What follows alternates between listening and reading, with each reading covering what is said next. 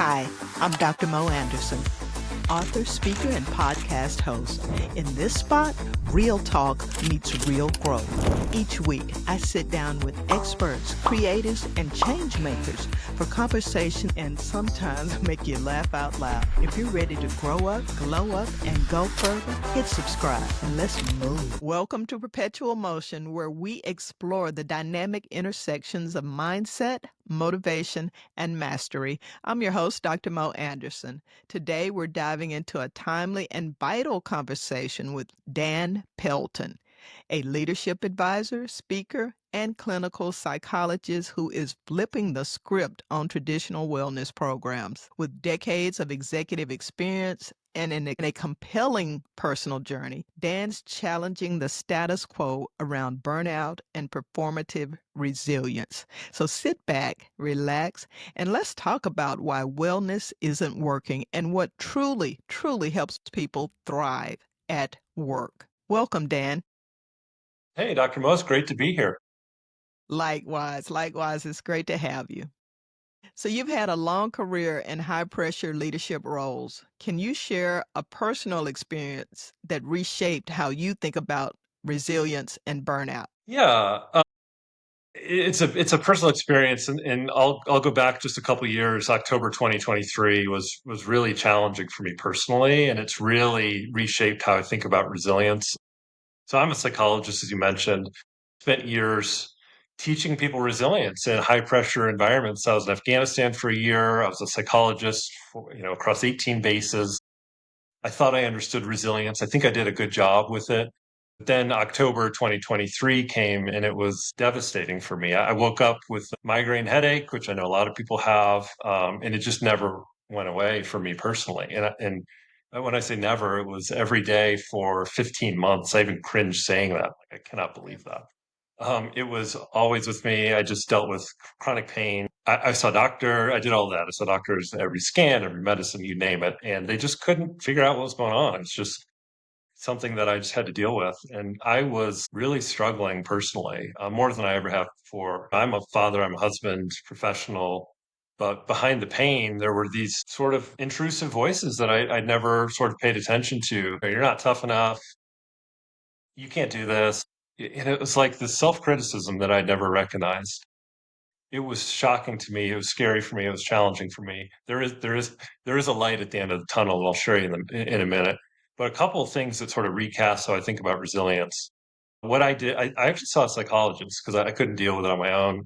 Had to get someone else's perspective, and she taught me a couple things that I actually teach people, but I don't know if I fully believed it until I experienced it myself.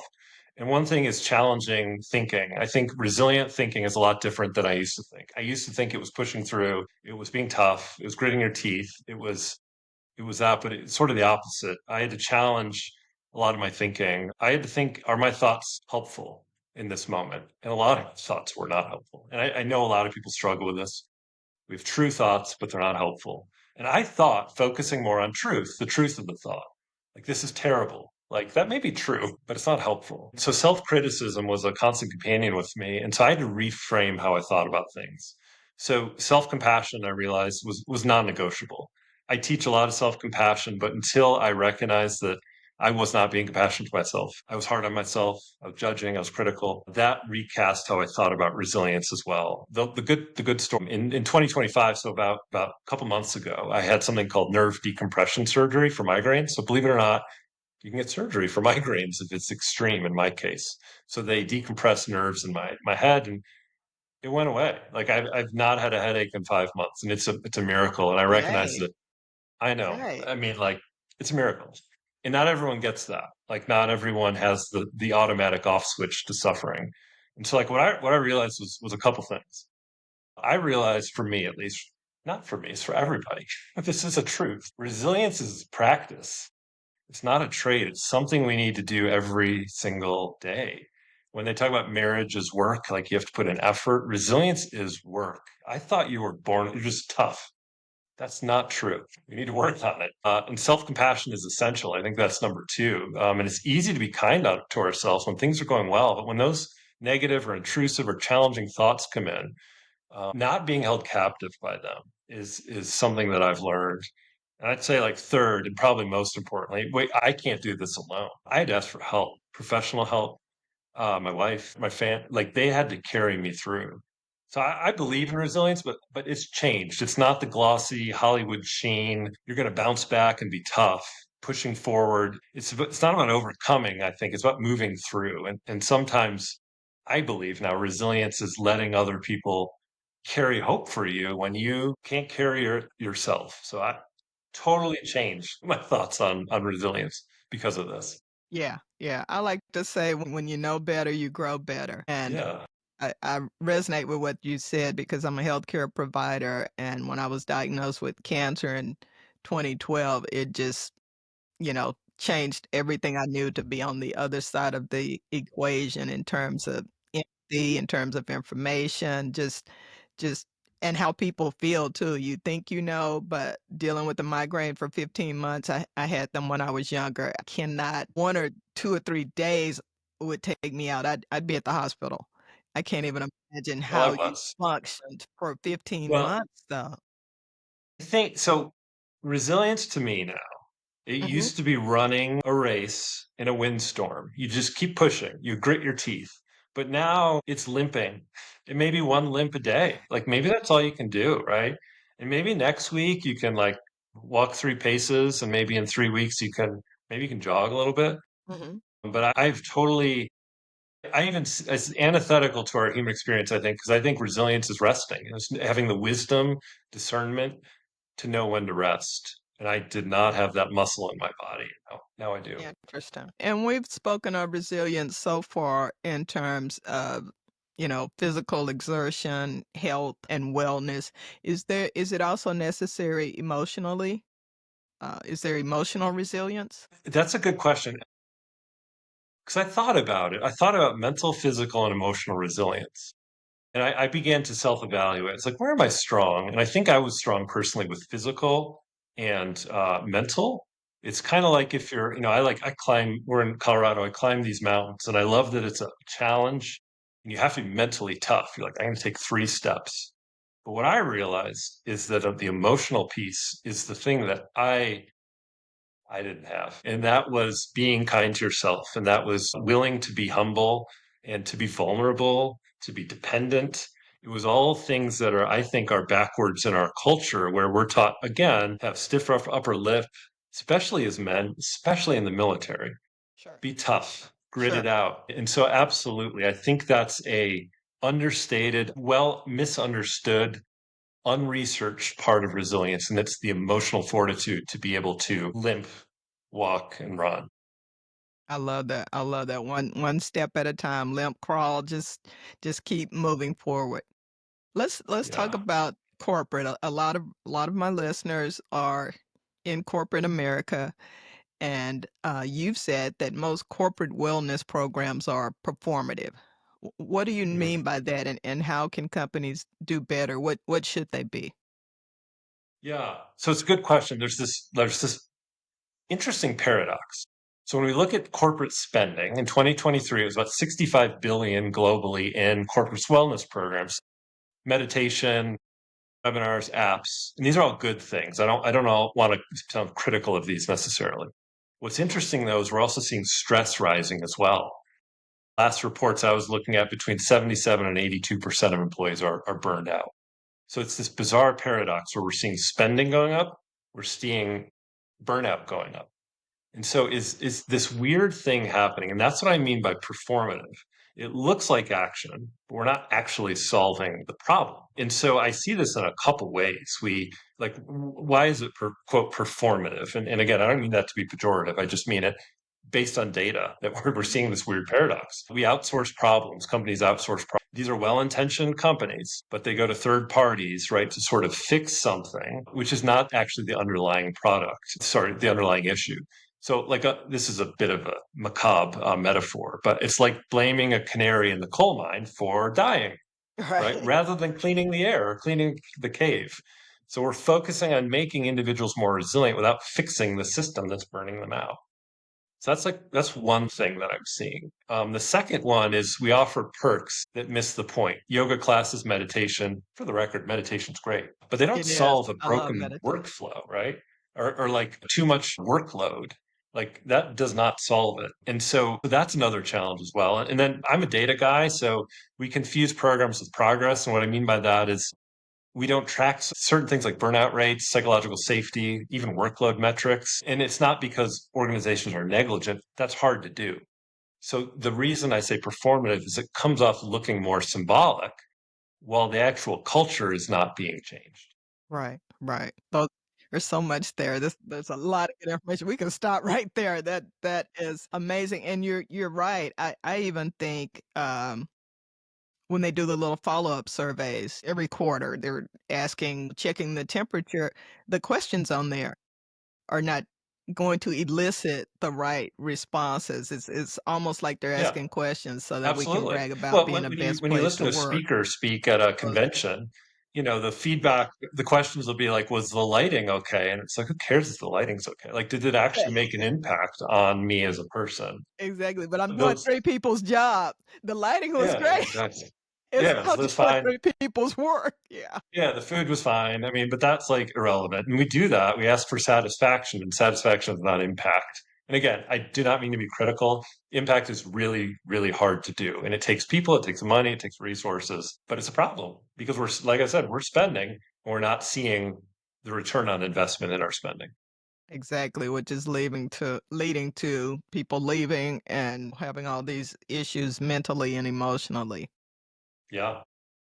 Yeah, we can all do better with that. And burnout, you've emphasized, is not just an individual issue, it's systemic. What Mhm. structural changes should organizations prioritize to truly support well-being? Yeah, I would say there's a couple things. The first one's going to seem super obvious, but it's overlooked. And that's people need to be a core company value. And it's like, well, of course they need, but you'd be surprised. Like when looking at businesses, they No, have I wouldn't be some businesses, surprised. yeah, okay, maybe you're not. But like business strategy is good, right? But no people strategy. And Mm, so like we can grow revenue and products, but we've not taken care of the people. So I like Richard Branson. He sees mhm. quote something to the effect of clients don't come first, employees come first. And if you take care of your employees, they'll take care of the clients. There's a lot of CEOs who'd be like cringing, like, no, no, no, clients come first. Like employees are the ones who take care of your clients. So you're asking like, how do we change structurally? That's table stakes. And so if that's not on the table, sorry, it's not going to happen. So the first thing is we need to embed people as part of your strategy. The second one, I talk a lot about this in a book that I wrote, and I talk about job demands and job resources. There's actually a lot of research that would say if you have more demands on you at work and less resources, so like things that are sapping your energy versus things that are giving you energy, you're going to burn out, and that's the catalyst of burnout. So an example, maybe not the best example, but I'll give you one. So I have two little girls, 10 and 9. Little girls, they're very light, and we go to the teeter totter or the seesaw at the park, and they're like, "Daddy, this will be fun." And I'm like, "Oh, that'll be fun." They both sit down, right, and they're like, "Go on the other side." So I go on the other side, and suddenly they're up in the air, right? I'm super heavy, they're super light. So I'm the job demands, right? So like that's burnout. I'm the demands. No matter how much they squiggle or worm, they're not going to be able to level. Everyone's exhausted. It's not fun. Then they get their little friends to jump on the other side. And that's like one way to sort of balance demand and resources, just pepper on some other perks, some wellness program. But there's a sort of counterintuitive way to solve this problem. I won't ask people to solve it. Here's another way to solve that problem on the seesaw. What's holding us in the middle is a fulcrum, right? That little thing that now if you move the fulcrum closer to heavy daddy, suddenly there's balance. So in an organization, the fulcrum is culture. So that's what we need to move to be able to create this balance between demands and resources. I've looked at a lot of the research, and there are four fulcrums: performance management, people analytics, job crafting, strategic communication. So I'll tell you what. I'll give you one example. There's this company called Genpact, and this would be an example of an analytics or performance management way to change the culture. So this is really interesting. They do sentiment surveys, right? So I'm going to be at work. This thing's going to come up in AI, and I'm going to fill out how happy or satisfied I am at work. Okay. That is tied to CEOs and executives' bonus, right? So my feelings will affect the paycheck of 100 or 150 executives. So you want to change culture quickly. That's one way through performance management. You want to level job demands and job resources. We tie sentiment to the bonuses for leaders in a firm. I got a bunch of other examples. I'll stop there. Let me jump in. Let me follow up on Yeah. that because one of the things that happens when they send these surveys out or they pop up or whatever is that you get pressure from Hmm. managers about filling it out. It's subtle, but it's definitely pressure. Hmm. Everybody in our department, this is very important. So these, and I say that to say these need to be anonymous and handled by an outside vendor or party, I would think, to really elicit honest response. Yes. Yeah, and that's where communications would come in. So not just sending it, but being transparent. Here's what we're doing with it. Here's what's going to happen. Here's what's expected of you. Here's what's not going to happen with it. A lot of times, yeah, you get once a year, you get a random email that says fill out the survey. And then, a lot of people you just don't hear, like, well, what did you do with that? Right. And then you're less Exactly. apt to fill it out in the future. But I think Yeah. if you're seeing there's a report that comes out that, we have a 70% satisfaction rate, thus executives' bonuses were cut by 30%. Like, oh my God, they're taking this seriously. Yeah. Yeah. And that's a way to change culture. There's some other really interesting things happening at companies that I looked at and I can talk about, but I know there's other things we want to chat about too. Right, right. But what you just shared reminded me of some Asian companies where the CEO or CFO can only make a certain multiple as well of what the, frontline people make. And it's not the same, but the idea of we're all tied together, either we rise or sink together, has gotten lost in a lot of our American or Western corporations. And it's be happy you have a job here. That's what most people Yeah. are saying. People are lined up for your job. Not really.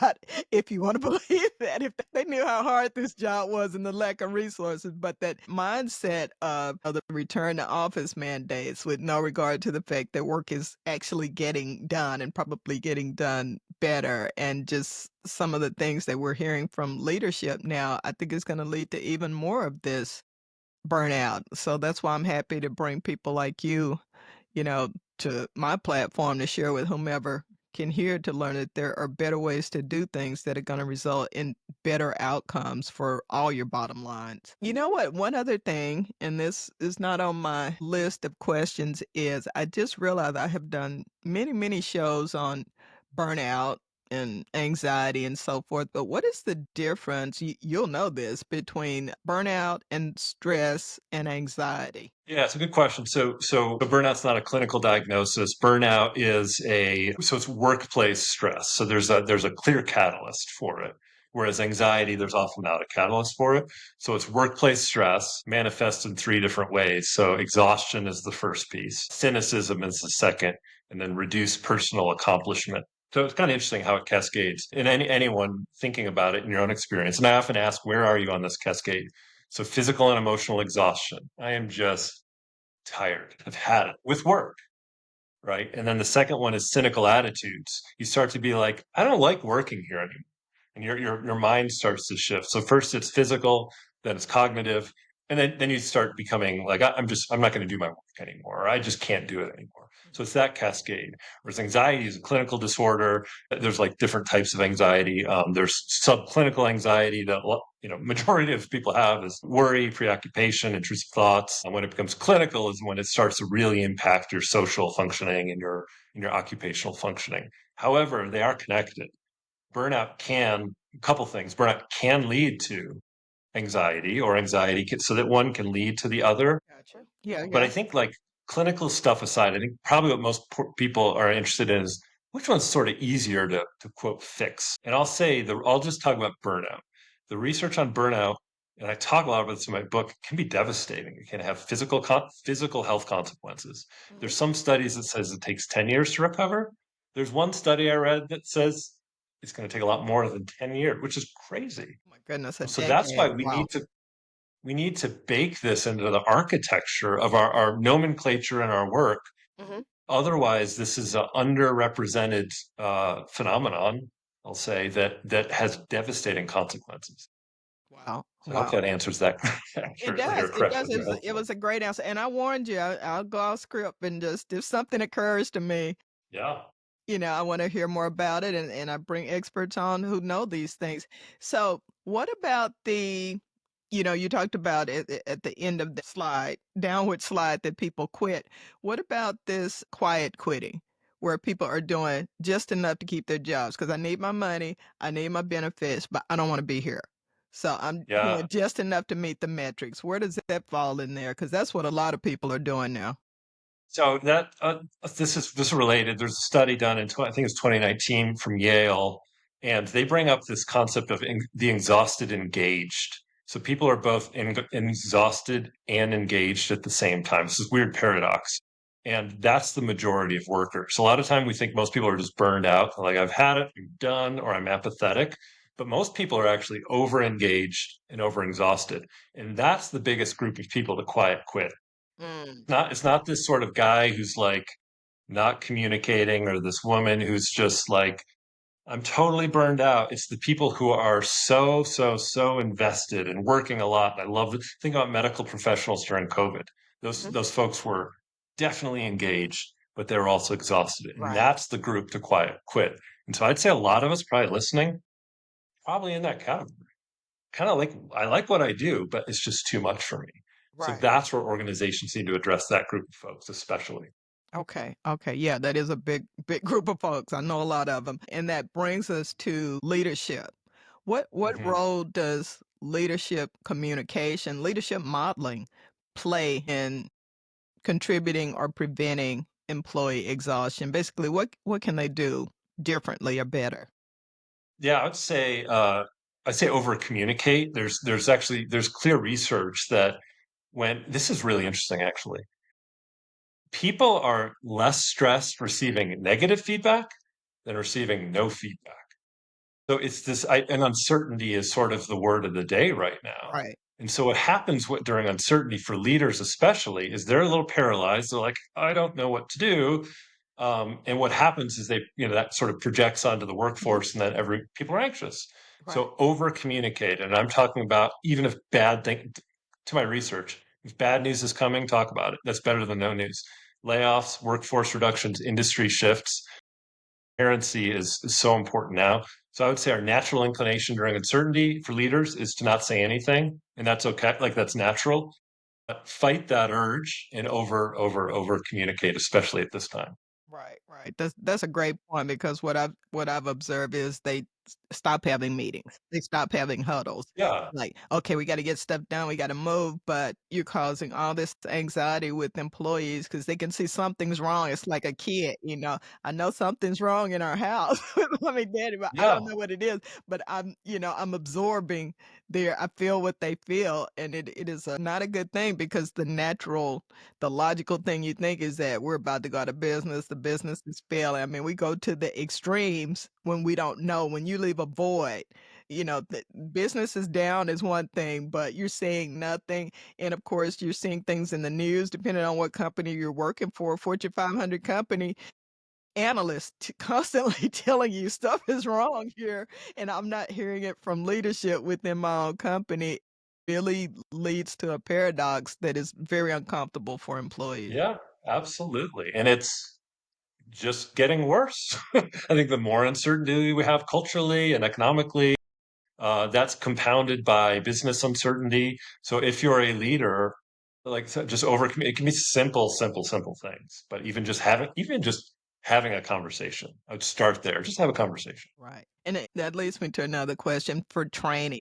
So many people are kind of, I won't say Peter principled into a position, but because they're good, they get moved into management without necessarily having the skills or the coaching to go with that. I think that also leads to some of this poor communication. So from someone listening who may be very competent with the technical aspects of the job, but now they've got this high performing team or large team around them and they want to level up on their communication. If they can't get it at work, what would be some ways, other than listening to this awesome podcast, what would be some ways that they could learn more about how to communicate? Because leadership communication is so important. And there's I can't think of a specific course, but I would say there's some really good articles, especially in Harvard Business Review. That's kind Ye- of my go-to Me too. on leadership, especially leadership stuff, but especially leadership communication. There's in fact, I was reading something recently about that, about some of the keys to communicating effectively. Hmm. And I know from my work clinically and even in research, the first step, and this is counterintuitive, this is going to sound silly and maybe trivial, is listening. Like I had Listen, mentioned before, creating space for people to speak. As an early clinician back in the early days, my inclination was to talk because there was silence or there was discomfort, and I would talk. But what I found is that when I pulled back and simply listened, and many times, if actually one thing that you can do, there's I can't cite the research now, but trying to evoke or trying to understand other people's emotional experience, you know, rather than saying, it's gonna be fine. You'll be fine, Dr. Mo, you'll be okay. Say, I understand, like, it sounds like you're frustrated, and what that does, or it sounds like that you're really upset. What that does for you or someone else is it validate, I am upset. And then they start speaking more. So it's this, again, a paradox. It's the less you say, the more you listen, the more you're attuned to the emotions, the more you can evoke out of other people and really create this sense of psychological safety. and what I'll say, add to that excellent answer is that as a young manager, I mean, you come out of dental school or even some businesses I had early on, and you just think you're an authority on everything. And there is a tendency to be so impatient. You think you're listening, but if there's a 2-second pause, you got to jump in there and say something, and to learn to just sit and give people time to get their words together in their head and keep speaking. Silence is okay. Silence is okay. You don't have to just keep saying something and filling in the space. If you ask a question about how you're feeling, give them an opportunity to gather themselves and answer that question and just sit and just look at them kindly. And I think we're all in such a big hurry and we're all so overwhelmed that even in our daily conversation, we're just constantly interrupting and cutting people off and not giving them a chance to speak their mind till they get to the point that they just don't even try to tell you anymore what's going on, even in personal relationships. Was Yeah. reading something recently and it was about men and women, and it talked more about men need more time to process. So they actually need more. I think women are generally, maybe naturally, more in touch with sort of their emotional experience and have the language, and men maybe don't as much. So I don't remember what the pause was, but let's say it was 5 or 7 seconds. But a lot of times what we tend to do is jump in, right? Right. And so giving both, giving anyone, any gender, more time. But I thought that was kind of an interesting study that I was reading.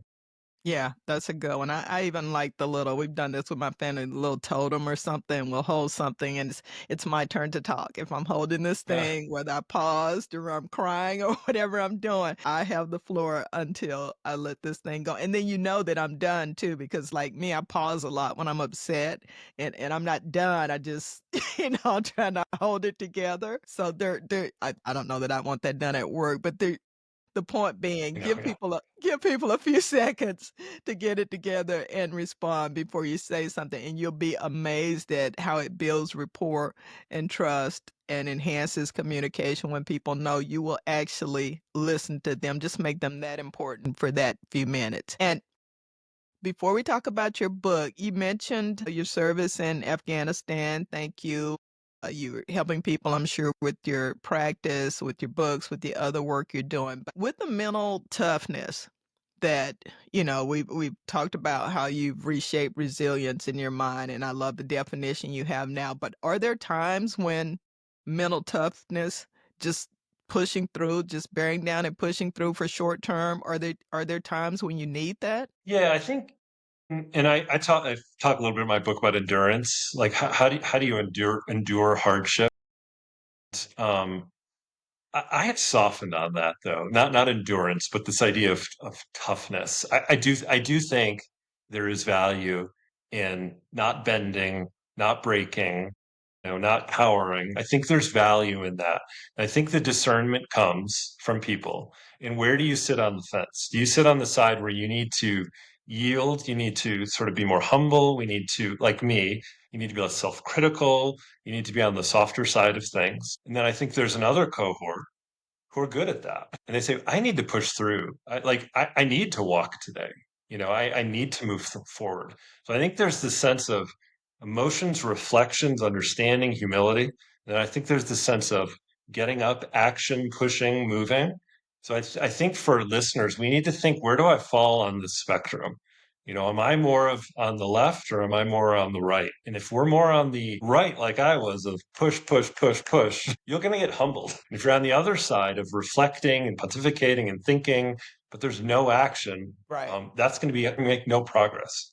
So I think a way of saying it is, where do you fall in that continuum? And then having the discernment to yield or to move forward. Excellent, excellent. Yeah, I've been a victim of that analysis paralysis, and sometimes you got to make a decision and walk. As you say, you gotta move. You mentioned your book, Rethinking Employee Resilience, beautiful cover, excellent content. It offers a fresh framework for supporting team being. What's one core idea from the book that you hope readers take away? Yeah, that's a good question, and I think I've talked about it a little bit, but I'll be brief. Burnout stems from broken systems, not broken people. So I want you to walk away with that. If you're listening to this, it's not that you don't. There's nothing you need to do for sure. It's not your fault in many ways, but that doesn't mean there's not things you can do. So I'd say first, I want people to feel empowered to ask the right kind of questions that can spark meaningful cultural change. And so I think of, and I even wrote it for CEOs or for a 21-year-old college graduate in your first role. So how can that person, and there aren't books on this, how can that person create culture change in a 10,000 person organization? So usually it's top down, but I want it to be bottom up as well. So I want anyone, from a leader or from the most junior person, to feel empowered to create change. And then second, how can you help yourself as well? This isn't just about sort of theoretical ideas, how we can change a culture and organization. It's really important. We can't change the culture of a 100-year-old organization tonight like that. It takes a little bit of time. So I talk about 4 traits that you can strengthen. As I talked about before, resilience is adaptable and can be learned. I talk about conscientiousness, optimism, emotional endurance, and social connection. And so on my website, I have a free assessment. Anyone can take, totally free. Nothing in life is free. This is free. You're going to get a 14-page report. I think it's 14. And it's going to give you a detailed breakdown of where you fall on that spectrum. So go ahead, take it. It's kind of fun. In addition, I've got obviously my book as well. That's going to give you more detail. I have a companion guide to my book too, where I have these activities you can do, 25 activities based on those 4 traits that you can do as a team. So take a look at my website and you can read more about it. And then I'd say the last thing is I actually have a course, a 6-week course that leaders can take as a cohort to come in, and we'll learn about these traits, what you can do, what you can do for your team. So that's, I'd say, what I want to take is that this is a systems issue, but it doesn't mean there aren't things we can do for ourselves as well. Awesome, awesome. And what's that website? Well, it's really tough one. It's my name. So it's danpelton.com.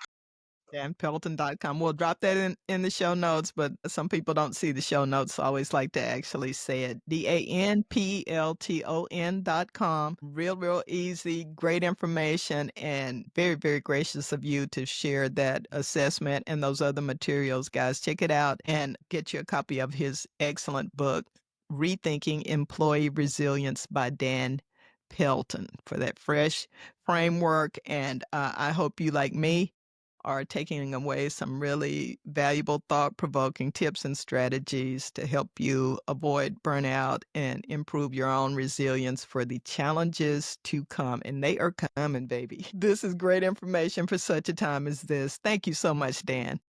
My pleasure. Thanks for having me. It's been delightful. And thank you again, listeners, for tuning in. Remember to like, subscribe, hit that subscribe button, and share.